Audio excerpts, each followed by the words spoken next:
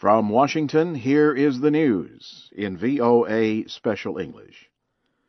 Pakistani security officials say American drone strikes in areas along the Afghan border have killed at least 14 people. Officials said the dead include Maulvi Nazir, a top militant commander in South Waziristan. They said the commander, also known as Mullah Nazir, was killed before sunrise on Thursday in the South Waziristan village of Angoor Adda. Maulvi Nazir was the main militant commander in the area. A new United States Congress took office Thursday. The old Congress fought in its final days over tax and spending legislation before finally agreeing to increase taxes on the wealthiest Americans. The majority Republicans in the House of Representatives again chose Ohio Congressman John Boehner as Speaker. The 113th Congress must debate over increasing the amount of money the federal government can borrow. It will also debate new gun control and immigration proposals. Iraqi officials say a car bomb has killed at least 20 Shiite Muslims returning home from a religious gathering. Police said Thursday's attack took place at a busy bus station in the town of Musayib. The Shiite religious travelers were returning from the city of Karbala. More than 20 people were wounded in the bombing. No one has claimed responsibility. The bomb attack comes just days after a series of bombings across the country that killed 23 people. Syrian opposition activists say at least 9 people have been killed by a car bomb at a gas station in the Syrian capital, Damascus.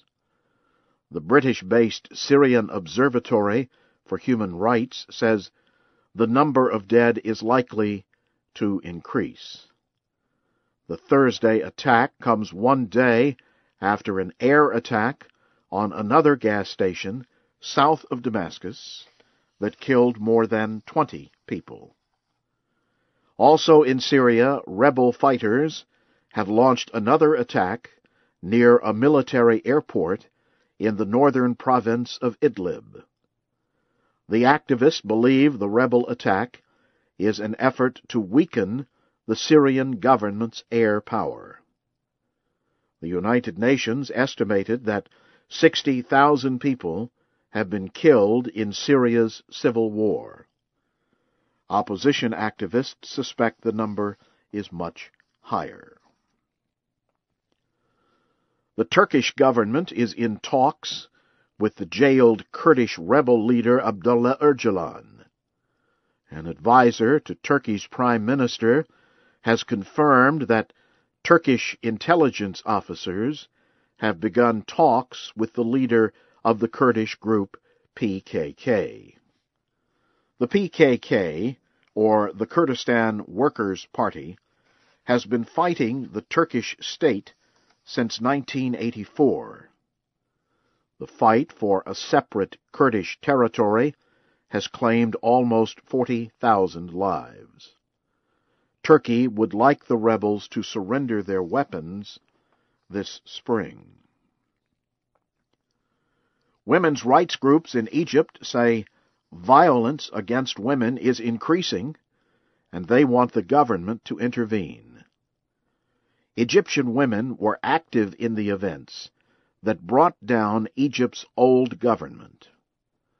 But almost 2 years later, many women say they have seen little gain for taking part in the revolution. Speaking to a VOA reporter, the Egyptian Director of Human Rights Watch says there are increased incidents of sexual attacks on women by groups of men.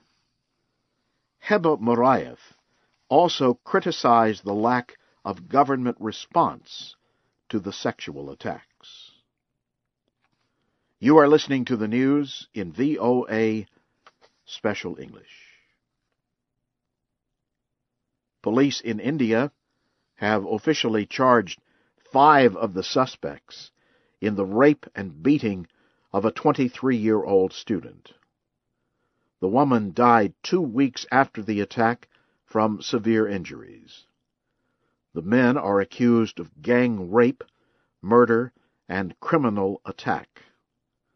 A 6th suspect is believed to be under 18 years of age and will be tried separately. The government has promised quick justice. The hearings for the men will be held quickly in a new court established since the incident to hear sexual attack cases. It is the first of 5 such courts that will deal with rape. Some observers expect the court to rule in the case by the end of the month. Protesters in India have called for stronger rape laws, major police reforms, and changes in the way women are treated. The chairman of the internet company Google is reported to be planning a trip to North Korea. The Associated Press reported Wednesday that Eric Schmidt will take part in a private humanitarian visit led by former New Mexico Governor Bill Richardson. The trip could come as soon as this month. It is unclear who the delegation will meet in North Korea.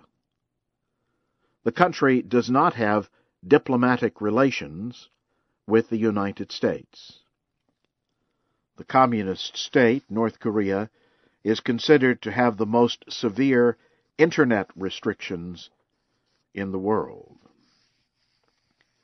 The United Nations Refugee Agency is urging Thailand not to expel a boatload of Rohingya Muslims from Burma.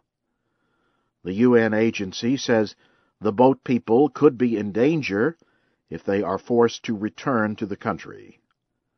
A spokesperson for the agency, Vivian Tan, says the group may face punishment if returned.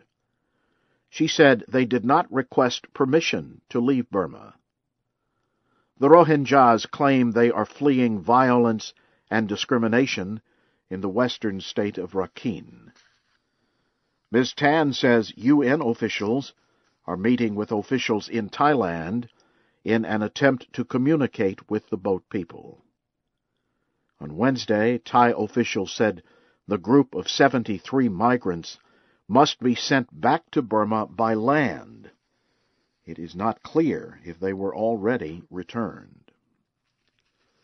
United States federal agents have arrested 245 suspects in an international investigation of child pornography. The head of the Immigration and Customs Enforcement Agency, John Morton, said Thursday that officials rescued 123 sexually abused children.